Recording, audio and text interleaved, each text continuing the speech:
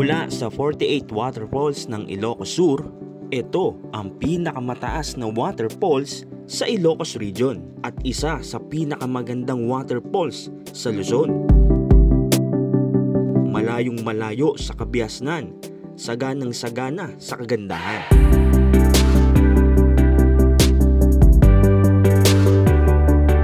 Bukod kasi sa falls, napakaganda rin ng kapaligiran nito. Ito ang Auasen Falls.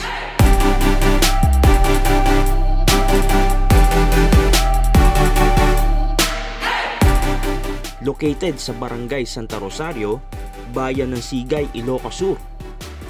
Gaano nga ba ito kataas? At bakit maraming turista ang pumupunta rito? Welcome to Auasen Falls!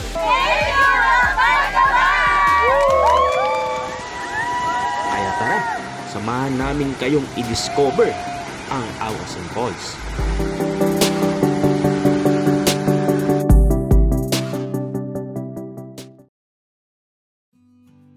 Hello po guys, ito po yung mga makakasama natin sa Auasen. Ayan, nandito na sila. Yung iba nandun na sa van. Gabi pa lang ay bumiyahe na ang Lakbay Gabay team kasama ng mga joiners na pinikap sa iba't ibang lugar dito sa Metro Manila at maging sa mga karatig probinsya.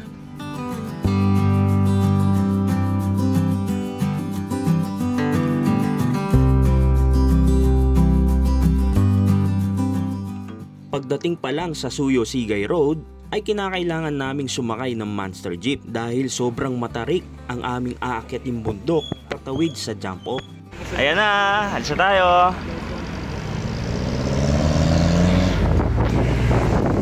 Aray ko! Aray!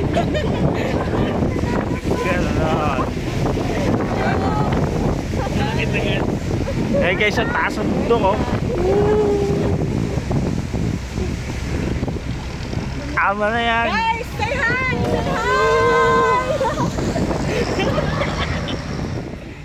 Sinubukan naming sumakay sa top load ng monster jeep at ito ang magagandang tanawing aming nasaksihan.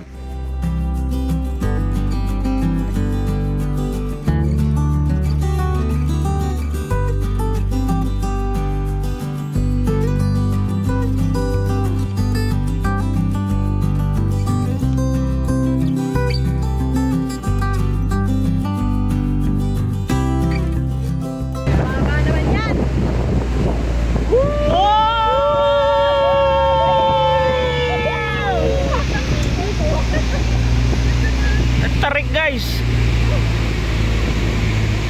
Oh my God. Ganda ng tanawin dito guys oh.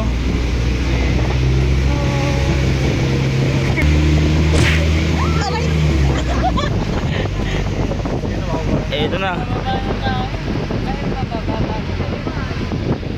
Ayun, baba na tayo. So kinakailangan din namin bumaba at pumasok sa loob ng jeep kasi bawal na po doon yung nakasakay doon sa top load ng jeep dahil masyado nang matatarik yung mga daanan. Ayan, so for safety purposes yung ginagawa natin, kaya naglabas yung LGU ng ordinansa na nagbabawal dito sa pagsakay ng top load. Okay, enjoy naman sila. Patalikod po ah. Ayan. Hindi madali ang pagpunta sa jump off dahil na rin sa tarik na kuminsan ay makipot na kalsada pa. Gayunpaman, busog naman ang aming mga mata sa magagandang tanawing aming nakita. Guys, baba na tayo. Pagdating namin sa jump off ay nag-register na kami at kumuha ng local tour guide. Nagpaalala muna ang local tour guide sa mga dapat at hindi dapat gawin papunta sa falls. Siyempre, leave no trace. Kung ayaw mong iniiwan, huwag ka rin mag-iiwan ng kalat. At kung ayaw mong kunin ang sayo, huwag mo rin kukunin ang anuman sa mga nakikita mo sa trail. Charis. Na nga sila guys, no? Tara po, kaya na po tayo dito. May libreng tungkod din ang pwede mong gamitin papunta sa falls. Basta ibabalik mo rin. As usual, may mauuna sa atin. Ito yung guide natin, no? Guide. So, ito po yung mga kasama natin. Yan, enjoy talaga sila dyan.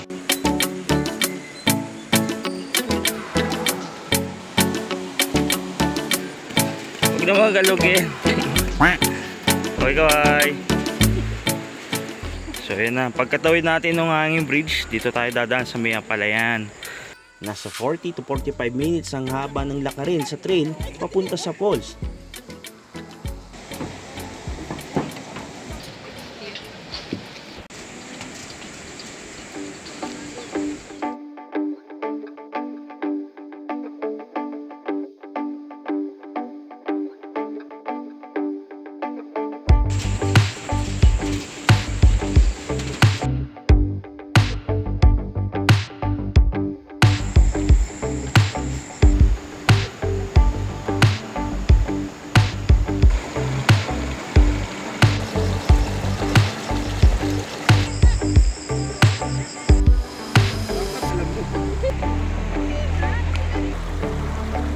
Dito sa parte na to ng trail ay eto na yung paakyat, pero konti lang to, mga sagdita lang din, the rest pababa na.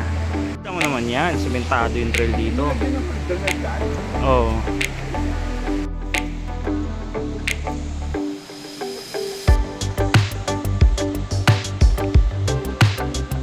Dahil sa pagsisikap ng LGU ay napaganda nila at napasemento ang dating malupa na trail at napanatili naman ang natural na ganda nito.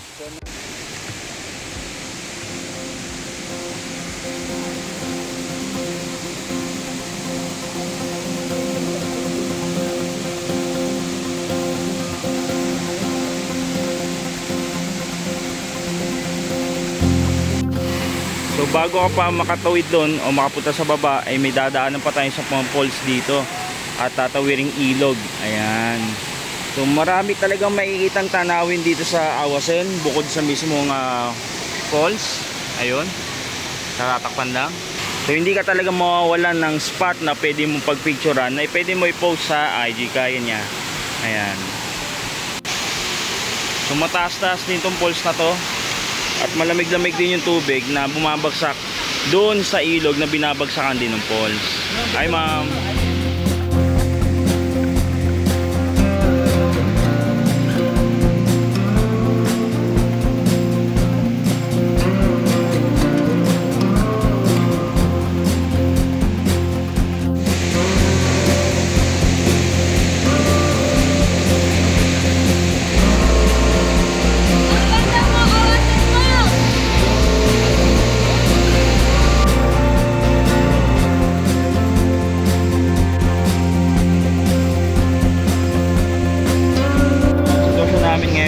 Sa Awasen Falls, ayan, nakapila kami.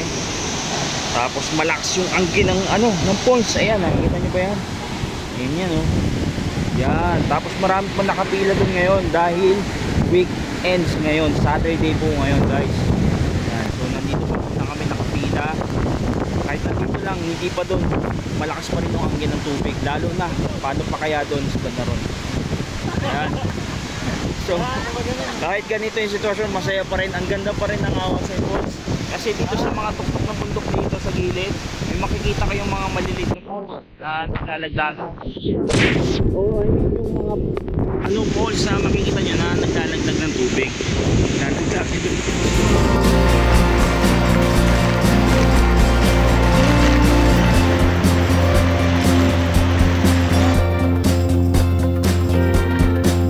Halos dito, guys, parang may bagyo na talaga dito. Takangge. Eh grabe, oh, sambasa na kami dito kahit nakakapote na. O dahil nga tag-ulan ngayon, malakas yung Agusan Falls, kaya malakas din yung angin niya pagka dating doon sa baba. Ayan.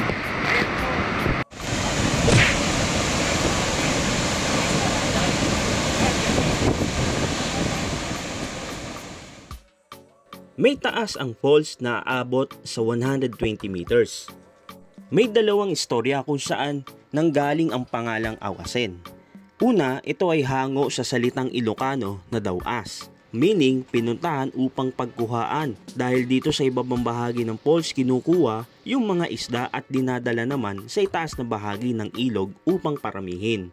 Ang ikalawang storya naman ay merong isang matandang nagngangalang daw Asen na nakatira dito sa falls dati. Kaya sa kanya pinangalan ang Aw Asen. Kung na-fall in love ka na sa maling tao, pues ibahin mo ang falls na to.